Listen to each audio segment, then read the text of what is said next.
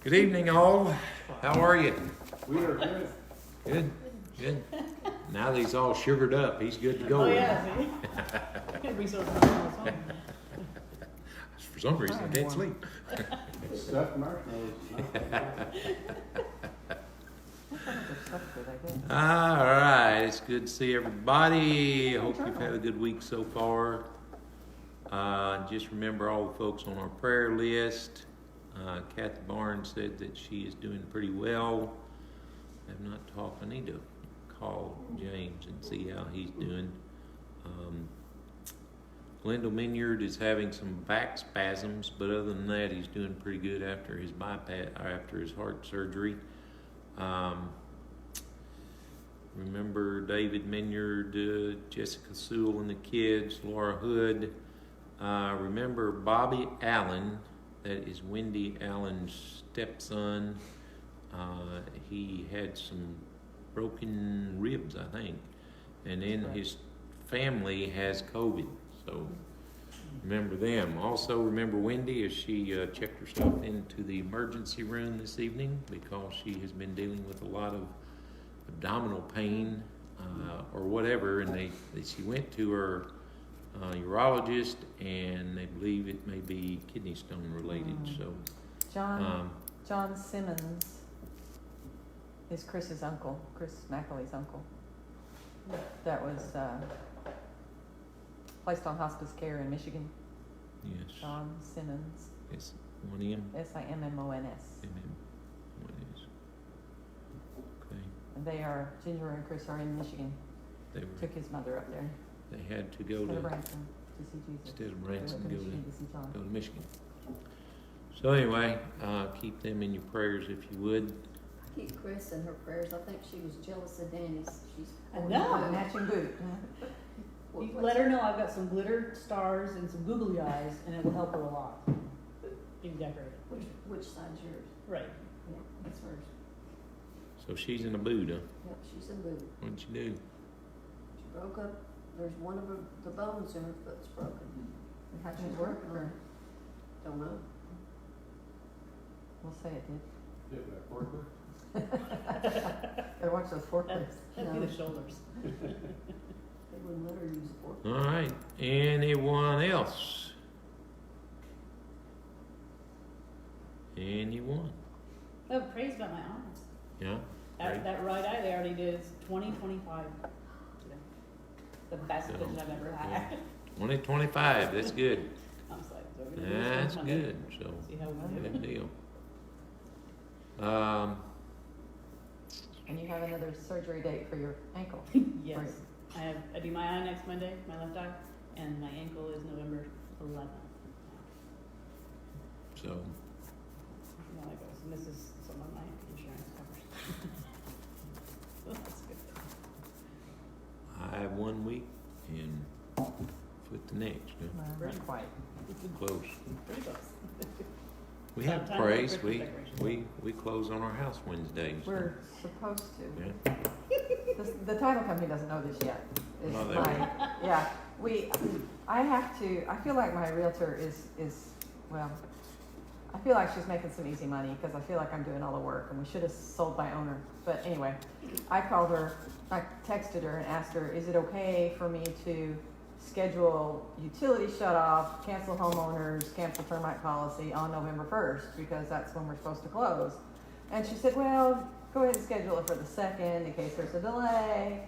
And then she apparently checked her messages and said, oh wait, they've asked to expedite closing, to do a modified closing date, and they want to close on the 27th. Okay.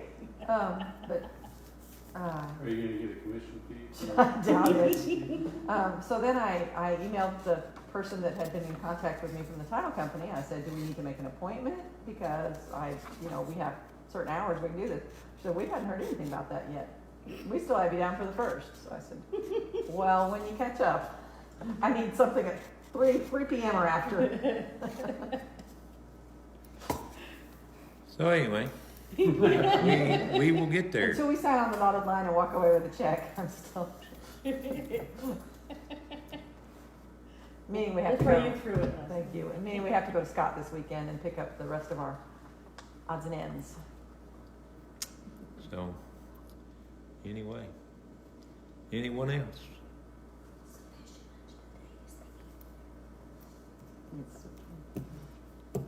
Anyone else? Y'all are quiet now. What's the deal?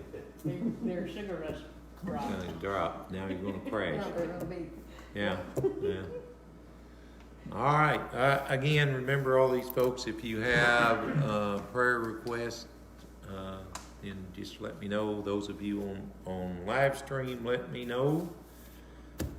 If you need someone put on the prayer list, I see that Francis and Carolyn Swindle's on, so it's good to see y'all. So hopefully, again, just keep everyone in your prayers. I see that COVID numbers are going down. I think yesterday was like 661 or something like that. So that's better than 2,000 or 3,000. So just pray that it continues to progress and get lower. And hopefully things will get back to somewhat normalcy. Of course, they're talking about the new strand off the Delta now. It's so anyway. They call that code? Yeah, Go through the hey, alphabet. I don't think they're know. already at Omega or. I don't know where they're at on it, but anyway. So hopefully it'll be all right. So anyway, let's pray. Father, we thank you for allowing us to be here tonight. Thank you for loving us the way you do. We thank you for the beautiful weather you've given us this week and the cool temperatures. We just thank you so much for all you provide for us and watch and care over us. And God, we just pray that we'll just live up to your name and live like your child and your children, and just help us, Lord, to reach out to others and just share that wonderful news of salvation with them. Just again, forgive us where we failed you, because we do in so many ways. And we're so grateful for your grace and mercy, because without it, we would be destined for hell. Forgive us again for just sometimes being apathetic and not being excited about what you do and who you are and who we are. And so, God, just instill in us that excitement of you working in our lives and working through us. Bless this time together in this study tonight, and just, again, I pray that we will learn and that we will grow, and that everything that we do will be done for your honor and glory. In Jesus' name I pray. Amen. Amen. We have one chapter to cover tonight. So, Psalm I 119? I think that, yeah, just one chapter, Psalm 119. No, Judges chapter 21, and there's only 25 verses, so we should be able to handle that. I think our next study is going to be 2 books of the minor prophets, Joel and Amos. And I actually have some extra material for you, because back when I started getting Sunday school material, they sent me those lessons of Joel and Amos, but it was going to come in between our study of Acts, and I just didn't see the need, and I wanted to go all the way through it. So we have those books, and I might as well use them for that, so I'll hand them out when we get started on the study. So you can use those as extra study Like clip material. notes. Yeah, but I'll hopefully have that ready. If not this Sunday, I'll have it ready next Sunday. But we won't start our reading until November the 1st. So anyway, and this is going to be a 4-week study in 2 books. It's only 8 chapters. And I did that for a reason, because we have December coming up, and I'm going to do a Christmas series, and so I didn't want to be off in another one study trying to get that, and so we may do a brief soaping in the Christmas story itself. So I'm going to try to figure that out for December. But anyway, so that's where I've come to on that. So I'm looking forward to it because, again, the minor prophets we often don't hear from. And, you know, I looked at that when I was thinking about doing minor prophets. And if my addition is correct, there's only 67 chapters in all the minor prophets, because a lot of them are very short books. Obadiah is the shortest. You know how many chapters are in it? One. So anyway, so yeah, in one sitting.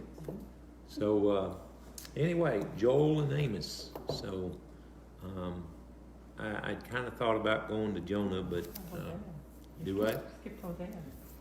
Well, we're doing Joel and Amos first. Jonah's a little fishy.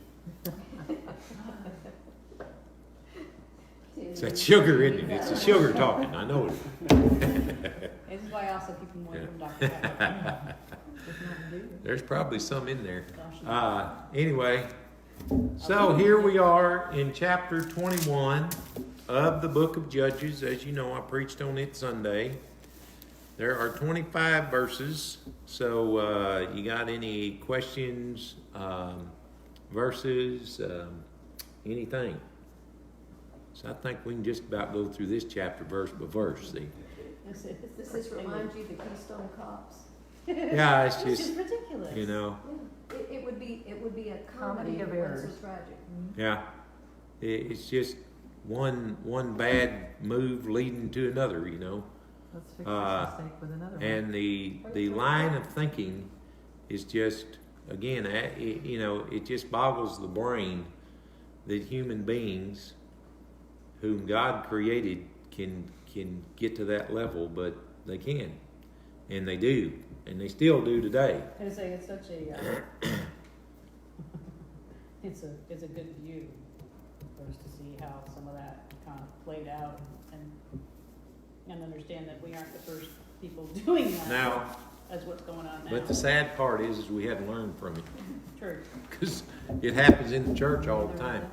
You know, just I'm bad just looking at bad the United thinking. States right now. Yeah. It's- Yeah, but it's kind of infected. ridiculousness. It's infected the whole world, and other countries have actually been ahead of us in that line of thinking. We're you know, slowly have, you know, left God behind, and our nation is getting to that line of thinking. You know, but other countries have been that way for a long time. Well, and what's, I mean, kind of going off on that tangent, you know, this country is fairly young and was founded on, among other things, religious freedom, and has been known for being a Christian nation. And now we're so far separated from that other countries are sending missionaries here. Yeah, we're the Yeah. number one country in the Mission field. world where missionaries have come. We're the largest mission 30 field. years ago, Yeah. we sent Yeah. those missionaries Yeah. out. Absolutely. That's pretty. You know, pretty it's flying. kind of amazing to think that our country is not as old as the number of years covered in the book of Judges. sad.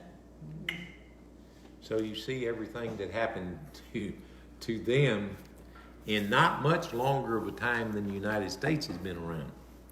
I mean, there's some 300 Well, years that's covered in the book of Their Judges. founding fathers were not all that people might think they were cracked up to be either. They were a mess to start with. So, anyway, it is a sad, you know, turn of events there.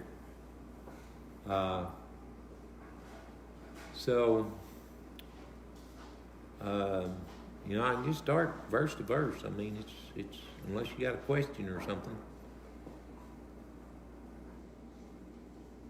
I mean, in chapter 21 is a result of chapter 20, which is a result of chapter 19. So, you know, it kind of just goes all right there in a row. And, you know, 19 through 21, they all go together. Because one event led to another event, which led to this ending chapter. And of course, we know the event was the attack on this guy's concubine, even though he kind of opened the door, shoved her out, and left her to the wolves out there. But she did end up dying. He did end up cutting her into pieces and sending her out to the tribes. The tribes got all excited about it and decided they were going to go to war. However, they did send a group to the tribe of Benjamin and say, look, you know, this is what's happened.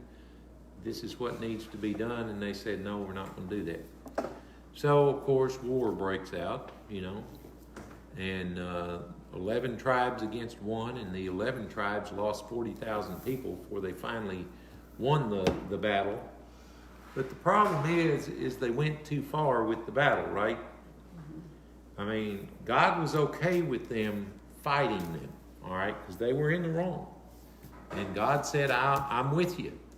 And they won. They won the battle, but then they went farther, you know. They did what God did not instruct them to do. They went in and they basically almost annihilated and extinguished the tribe of Benjamin. And you know, sometimes when we human beings get caught up in stuff, you know, we, as some people say, we go half-cocked, and we're not, our brains are not fully loaded to where we make right decisions. And so, you know, if we remain in that mindset, then it doesn't get any better, does it? And so they end up killing, you know, those in the cities of the tribes of Benjamin. And the only ones that were left were the 600 soldiers that when they understood they were defeated, they headed off to this rock of Rimmon. So anyway, so chapter 21, we see that it starts off with, and to me it's kind of strange, but it's not because of the way everything turns out. It kind of gives us a precursor of decisions that are about to be made and why they were made.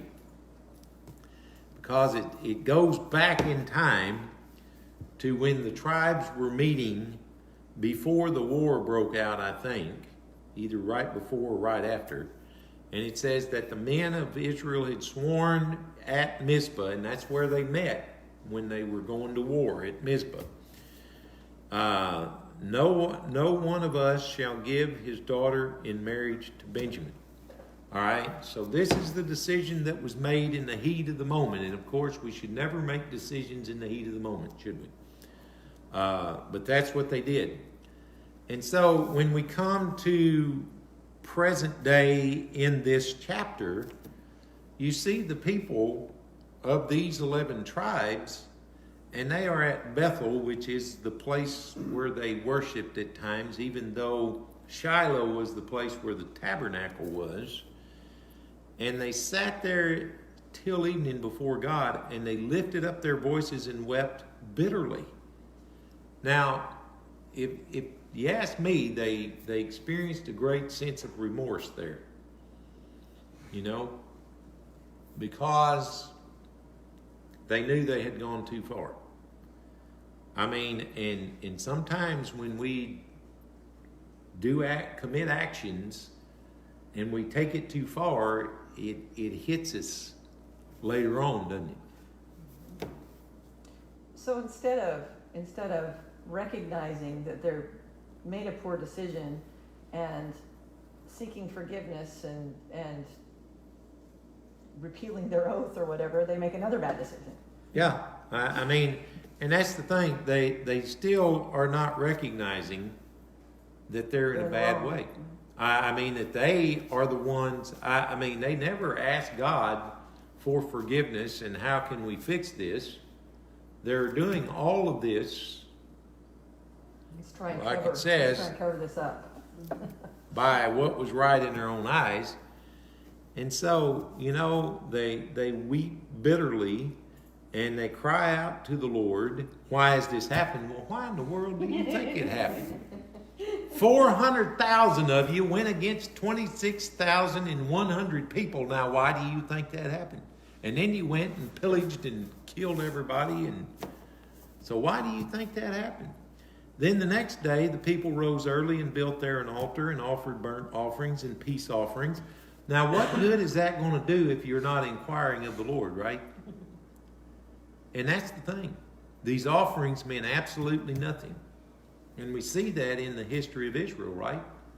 I mean, when you read the books of Isaiah and Jeremiah, I mean, even the priests were still going through the motions of offering sacrifices to the Lord, and then they would go offer sacrifices to idols. Cover all those bases.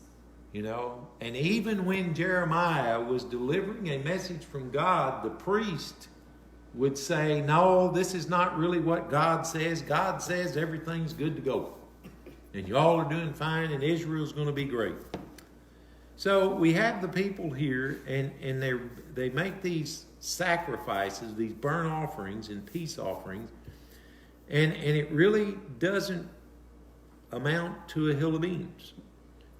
And so what the conclusion they come out of all this is, okay, I think we know how we can cover this. There was some people, a city, that did not show up when we called all the tribes together to go into battle against Benjamin, even though they had 400,000 already. But there was one city that did not answer the roll call. And so here again we find out they had made another oath. Anybody that doesn't show up to our meeting, they're going to die. Man, I would like to do that on business meeting nights. That's a pretty good thing. That'd be pretty good, wouldn't it? But you know, it's just kind of crazy. Okay, so we have made an oath that we're going to wipe out we're going to wipe out some more people. You know, it wasn't that they didn't kill enough already. We're going to wipe some more people out. But this time we're going to adjust their oath, because not everybody's got to die. Everybody except the virgins that live there are going to have to die. Now, again, That's what we meant to say originally. if they could have adjusted their oath, could they have not done away with it? Mm-hmm. You know, and that's the thing, because when you look over here at verse 18, it says, yet we cannot give them wives from our daughters, for the people of Israel had sworn, cursed be he who gives a wife to Benjamin. Now, who is it that was going to curse them? You know, when God gave commands to Moses, he said, you know, if you follow my will, you will be blessed. If you do not, you will be cursed. That was pretty, you know, this was from God. But Israel making an oath on their own, there wasn't anybody really to curse them. So again, they could have backed out of their oaths. And this would not have been a big deal. But instead, you know, what shall we do? For wives, for those who are left, since we have sworn by the Lord that we will not give Somebody said, I them know. any of our daughters. Well, let's make it worse. And they said, what one is there of the tribes of Israel that did not come up to the Lord at Mizpah? And behold, no one had come to the camp from Jabesh Gilead to the assembly. For when the people were mustered or gathered together, assembled, I don't know why they changed words here. You know, why didn't they just say when they were assembled? But, you know, my version has to put mustard in there. Like, you know. Behold, not one of the inhabitants of Jabesh Gilead was there. So the congregation sent 12,000 of their bravest men there and commanded them, go and strike the inhabitants of Jabesh Gilead with the edge of the sword, also the women and the little ones. Now see, I just, you know, that mentality right there is what and I understand they're not really living in a civilized world right now. You know, Right, there's well, really no formal government. That dates back to what probably they were thinking of the example of Joshua, Yeah, and they were told to do away with everything and everybody. yeah. So, And so this is what you shall do, every male and every woman that is lain with the male. And I want you to understand, when I read that earlier today, a silly thought came to my mind. Because it sounds like it says every male and every female that is laying with the male. You know, there is a comma. There should be a comma there, though. They need to kill every male and every female that has lain with a man, okay? Now, today, that may say that, but not then. That has lain with a male shall devote you to destruction. Again, what did this city do other than not showing up when they were supposed to? You know? And they found among the inhabitants of Jabesh Gilead 400 virgins who had not known a man by lying with him, and they brought them to the camp at Shiloh, which is in the land of Canaan. So we see here they make peace with the tribe of Benjamin, right? What's left? And so the tribe, those 600 men come back, and they are given these 400 women, but hey, there's 200 of them that still don't have a wife. So what are we going to do? And the interesting part to me, and this is what gets me, it says in verse 15, and the people had compassion on Benjamin because the Lord had made a breach in the tribes of Israel. Yeah. Pretty sure you all did that. I mean, isn't that something? You know, we're going to blame the Lord. You know? I mean, they had a long history of blaming Yeah. the Lord for everything. Yeah. And so, They blamed him in again, what are we going to do to get them 200 wives?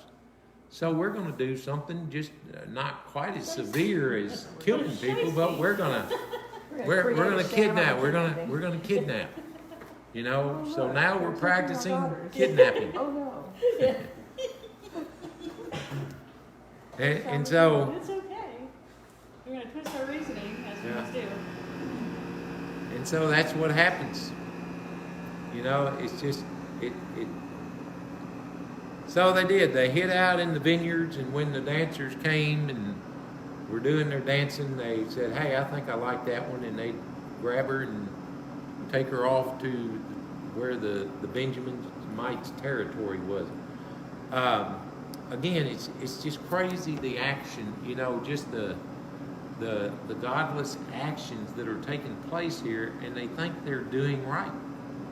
You know, that they're just like, this is the right thing to do.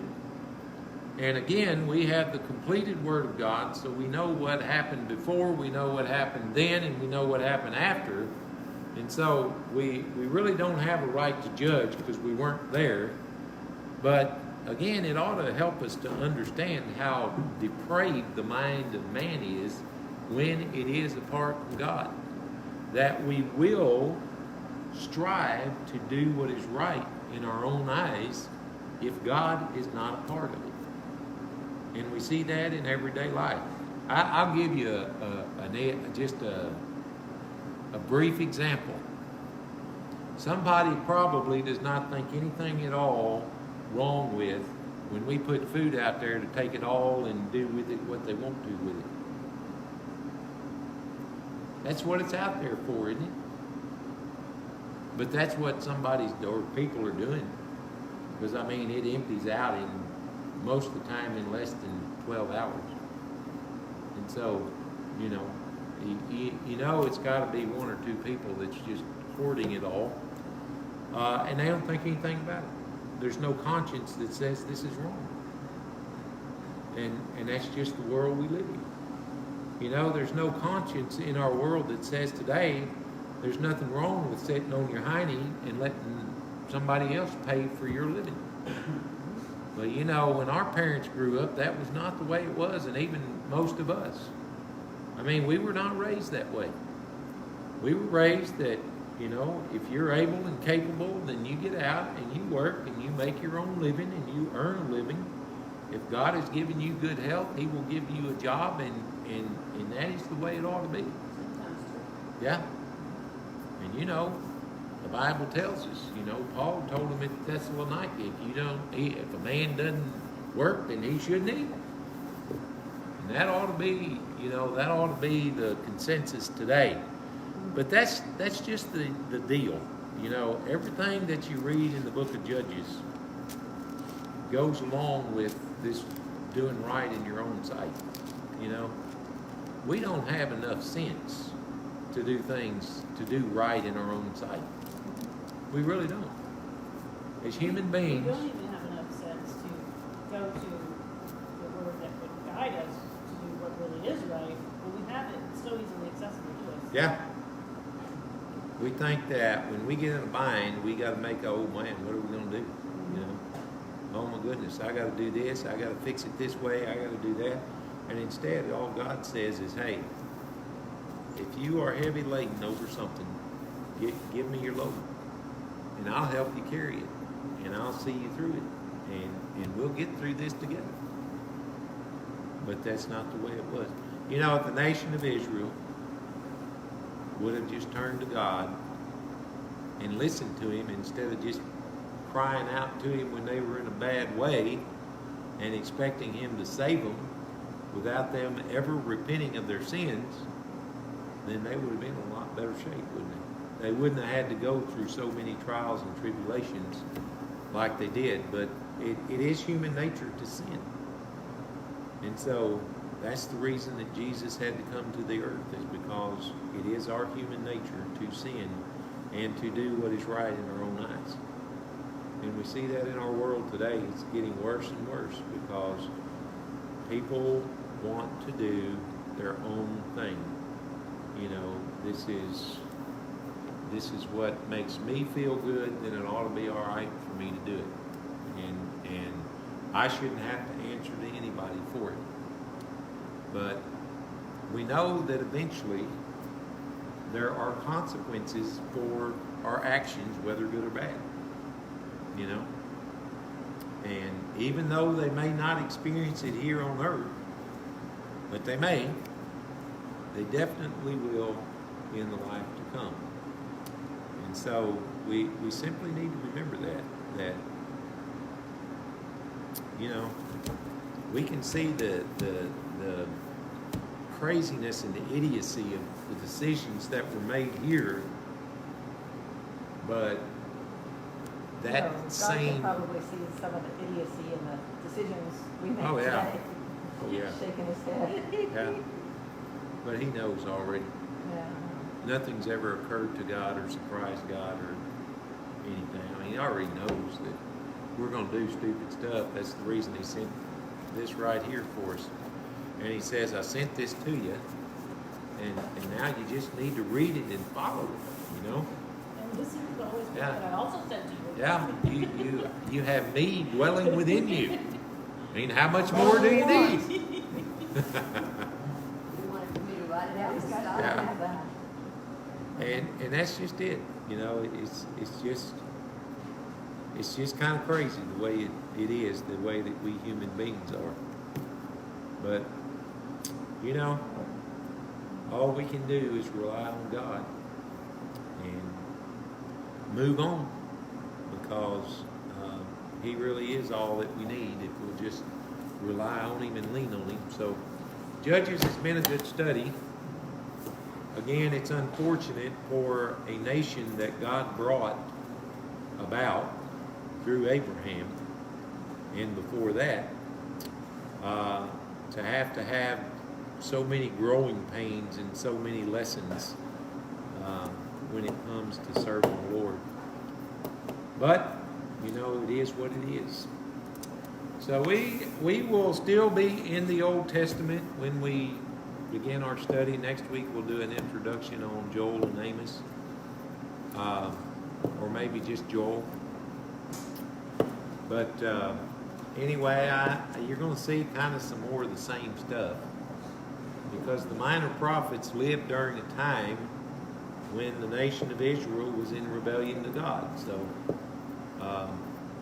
you know, you're going to see that God works in amazing ways, and He still loves us, even though we mess up, and He still has a plan to use us. So there is hope.